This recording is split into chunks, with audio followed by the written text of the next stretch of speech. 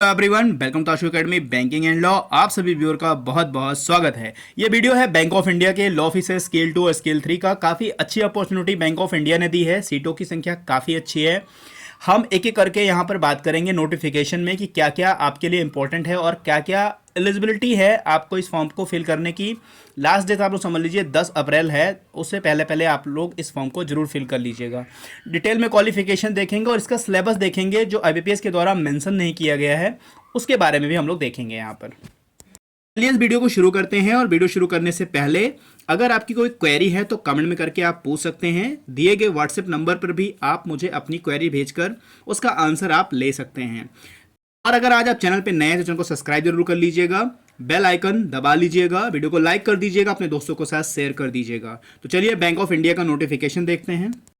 ये notification page है, यहाँ पर हम लोग जो भी इंपॉर्टेंट है इसमें वो हम लोग देखेंगे क्या क्या चीज़ें यहाँ पे इंपॉर्टेंट है। तो यहाँ पर सबसे पहले देख लीजिए बैंक ऑफ इंडिया है, ये उसका लोगो है और ये उसका हेड ऑफिस है। ठीक है, ये उसका हेड ऑफिस है। कहाँ पर है? ये मुंबई में है, बांद्रा मुंबई में है इसका हेड ऑफिस।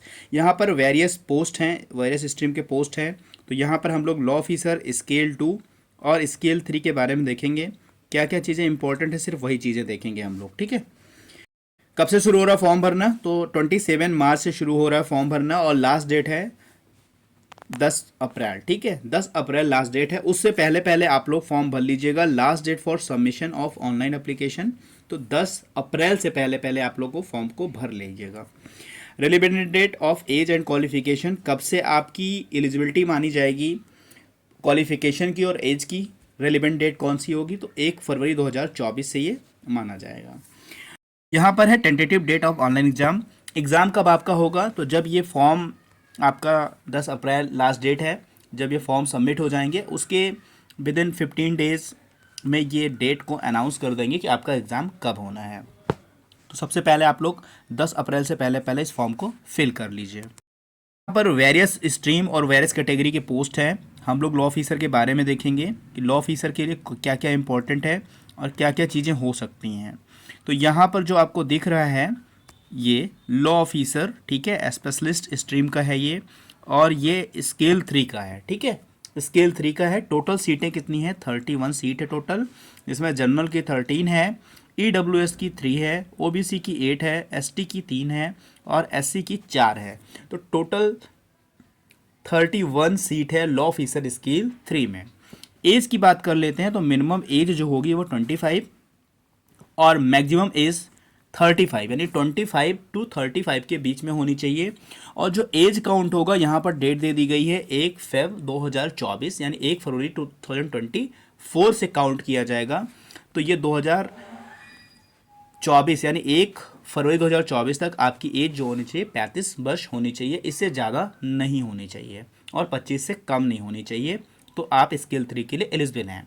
उसके बाद इसका क्वालिफिकेशन भी देखेंगे कि क्या क्वालिफिकेशन के अकॉर्डिंग भी आप एलिजिबल हैं। अगर एज के अकॉर्डिंग और क्वालिफिकेशन के अकॉर्डिंग एलिजिबल हैं तब आप स्केल 3 के लिए भर सकते हैं। तो टोटल सीट आपने यहाँ पे देख ली, 31 सीट टोटल यहाँ पर है। उसके बाद आगे बढ़ते हैं हम लोग। ये स्केल 3 की बात हो गई है। हम लोग स्केल 2 को देखेंगे कि स्केल 2 में कितनी पोस्ट है और कैटेगरी वाइज कितनी पोस्ट है और उसकी एज कितनी है। तो यहाँ पर देखिए लॉ ऑफिसर स्पेशलिस्ट का है ये, ठीक है, स्पेशलिस्ट का ये भी स्ट्रीम है और ये स्केल 2 का है। टोटल पोस्ट यहाँ पे 25 हैं। स्केल 3 में पोस्ट ज़्यादा है, वहाँ पर 31 है। तो जो भी एलिजिबल अगर होंगे स्केल 3 और 2 के लिए तो वो स्केल 3 जरूर भरेंगे। ठीक है, तो यहाँ पर 25 पोस्ट टोटल है। जनरल की है 9, ईडब्ल्यूएस की है 2, ओबीसी की है 5, एसटी की है 2 और एससी की है 7 सीटें। तो टोटल सीटें कितनी है? 25 है।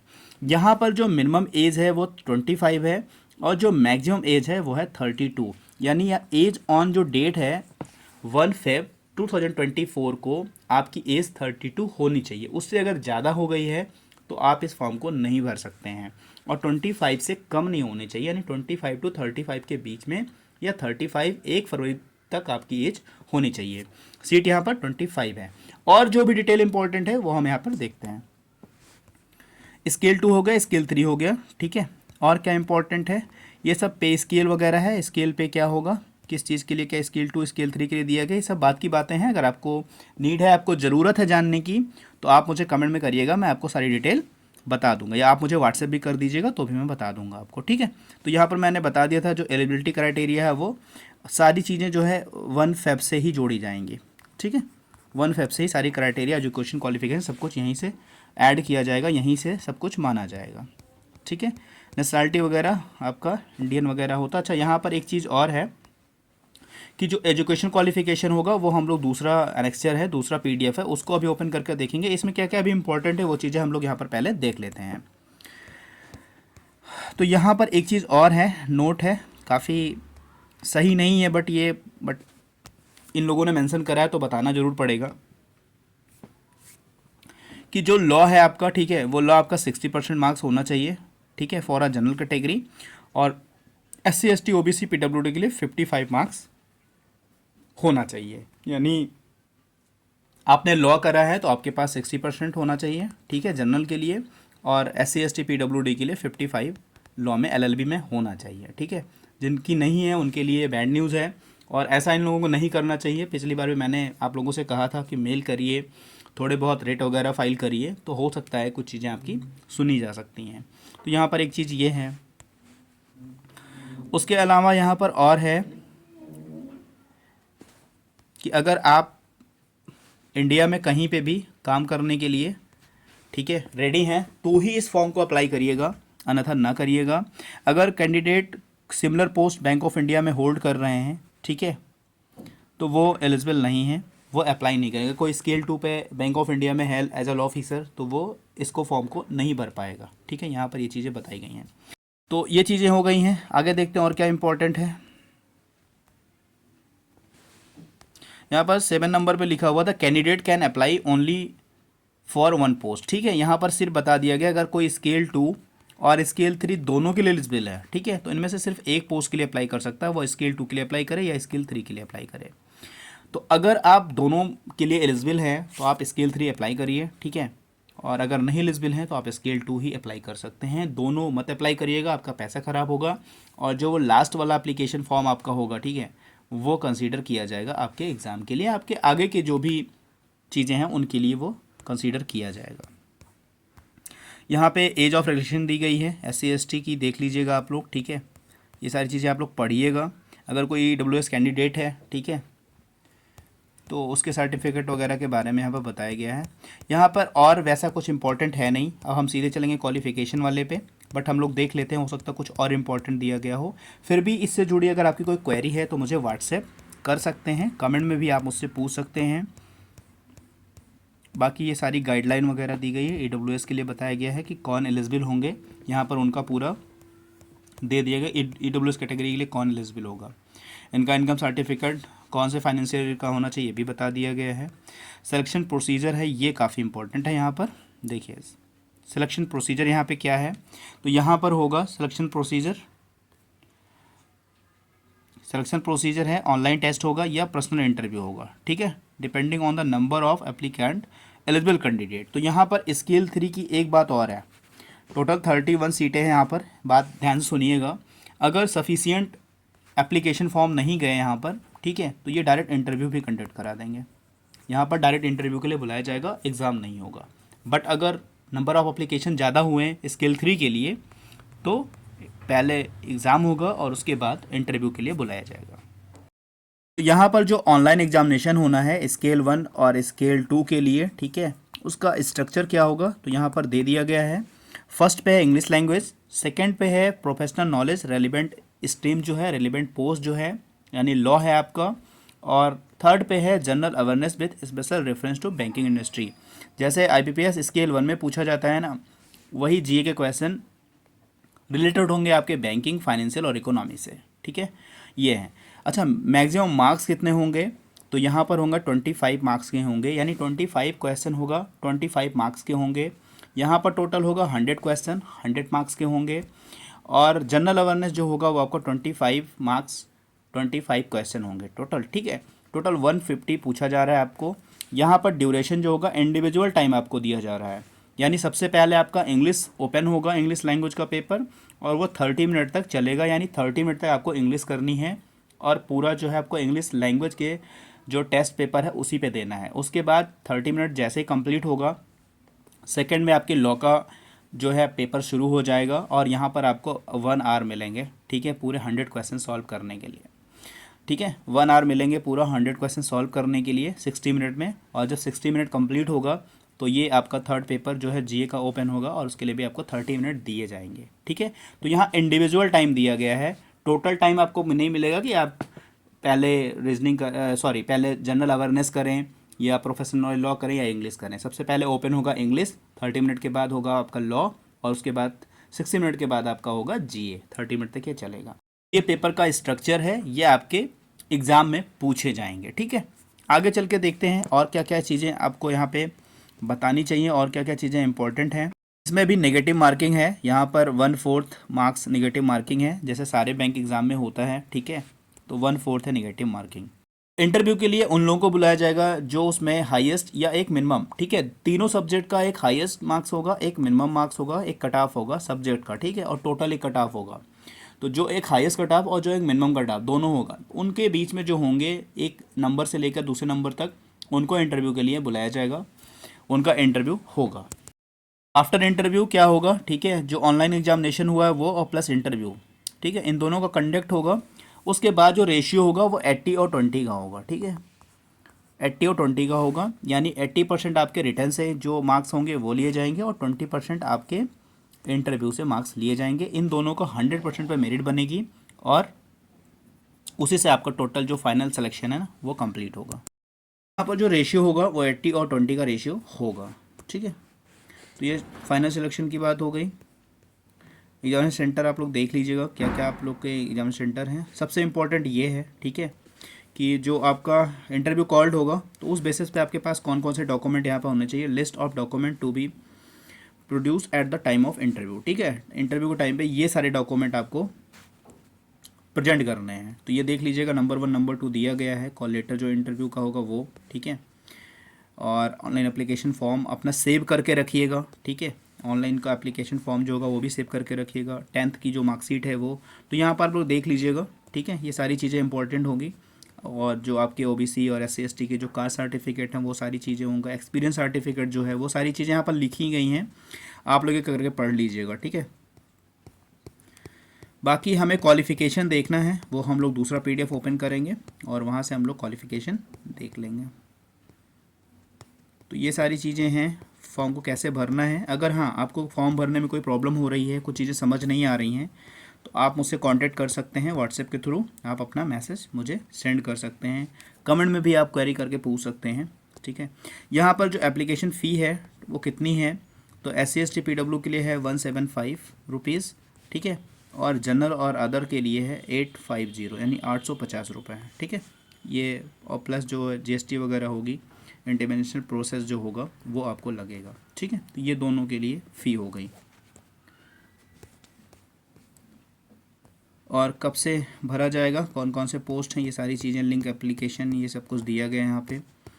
ऑनलाइन मोड केवल पेमेंट होगा, फ़ी, ये सारी चीज़ें इंपॉर्टेंट नहीं है। गाइडलाइन दिया गया है कि फ़ोटोग्राफ आपकी उसकी जो साइज़ होगी कितनी होनी चाहिए, सारी चीज़ें। सिग्नेचर का जो है लेफ़्ट थंब इम्प्रेशन का क्या साइज़ होना चाहिए, हैंड राइटिंग डिक्लेरेशन जो आप लगाओगे, ठीक है, वो कौन सा कितने साइज़ का होना चाहिए।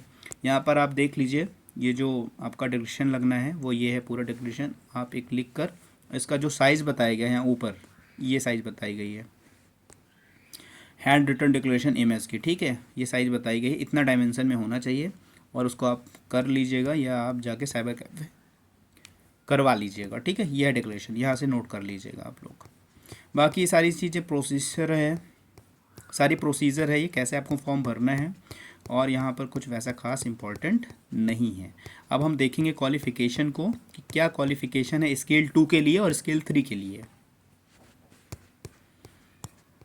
बाकी आप लोग एक बार ज़रूर क्लियरली सब सारी चीज़ों को पढ़ लीजिएगा। पढ़ने से ये चीज़ें होती हैं कि बहुत सारी चीज़ें कंफर्म हो जाती हैं। ठीक है, यहाँ पर देखिए सिक्योरिटी डिपॉजिट दिया गया है, ये बॉन्ड जमा होता है। स्केल 2 के लिए 2 लाख है और स्केल 3 और अबव के लिए 3 लाख है।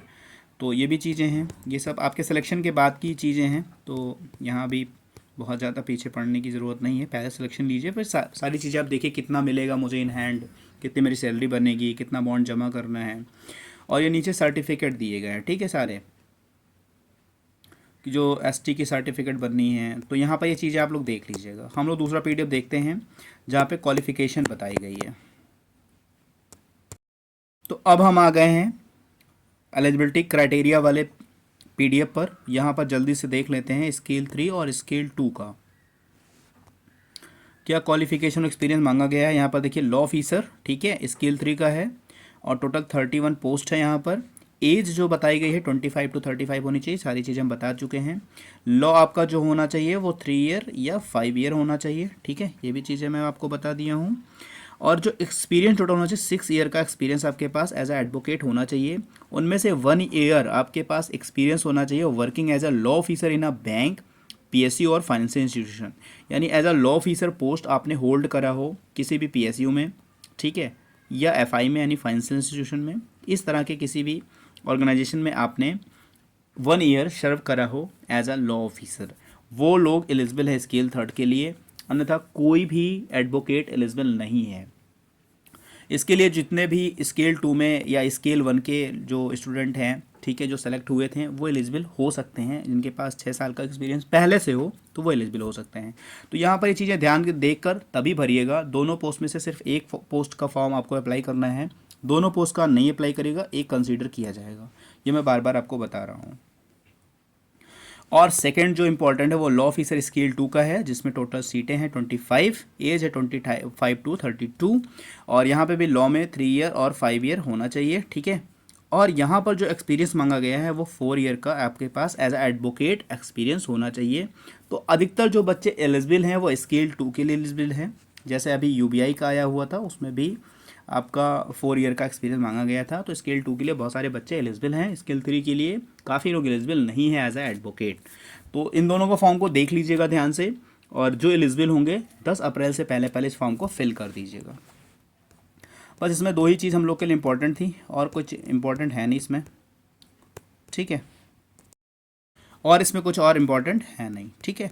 अगर आपको कोई भी चीज़ समझ नहीं आई हो, ठीक है, या कुछ आपको समझना है कि आपके लिए आप एलिजिबल हैं कि नहीं हैं, आप इस फॉर्म को भर सकते हैं कि नहीं भर सकते हैं, आपको सिलेबस इनका नहीं समझ में आया है, तो हमने यहाँ पर सिलेक्शन क्राइटेरिया का एक सिलेबस देख लिया है। इसके बाद मैं एक वीडियो बनाऊंगा सिलेबस का कि इंग्लिश में क्या क्या पूछा जा सकता है, लॉ में क्या क्या पूछा जा सकता है, और आपके जीए में क्या क्या पूछा जा सकता है, उसका मैं एक सेपरेट वीडियो आपको बनाकर दूंगा। तब तक आप फॉर्म भर लीजिए और अपनी पढ़ाई जारी रखिए। बात कर लेते हैं इनके मटेरियल की। तो लॉ का जो है पेड पीडीएफ अवेलेबल है, ठीक है, आप इसे ले सकते हैं पढ़ने के लिए, रिवीजन करने के लिए। एमसीक्यू फॉर्म में है ये, ठीक है, आपको डिटेल दे दी जाएगी व्हाट्सएप पे, आप लोग हाई लिख कर भेज दीजिएगा, अपना नेम ज़रूर लिखिएगा और अपने स्टेट का नाम भी ज़रूर लिखिएगा, ठीक है। और आपको प्रीवियस ईयर क्वेश्चन पेपर भी मिल जाएंगे मल्टीपल एग्ज़ाम के, जो आईबीपीएस के द्वारा कराए गए हैं और काफ़ी इंपॉर्टेंट हैं और वो रिपीट भी होते हैं। तो जिनको भी ये चीज़ें चाहिए वो हाई लिख कर भेजिएगा, ठीक है, व्हाट्सएप पे अपना नाम और स्टेट का नाम ज़रूर लिखिएगा, और आप इंक्वायरी करिएगा PYQP के बारे में, कि यानी प्रीवियस क्वेश्चन पेपर के बारे में मुझे चाहिए। और पेड पीडीएफ जो अवेलेबल हैं फाइनेंशियल अवेयरनेस के भी मिल जाएंगे, आपको लॉ के भी मिल जाएंगे, ठीक है, इनके पीडीएफ के बारे में आप इंक्वायरी कर सकते हैं। चलिए मिलता है नेक्स्ट वीडियो में। God bless you to all, thank you for watching.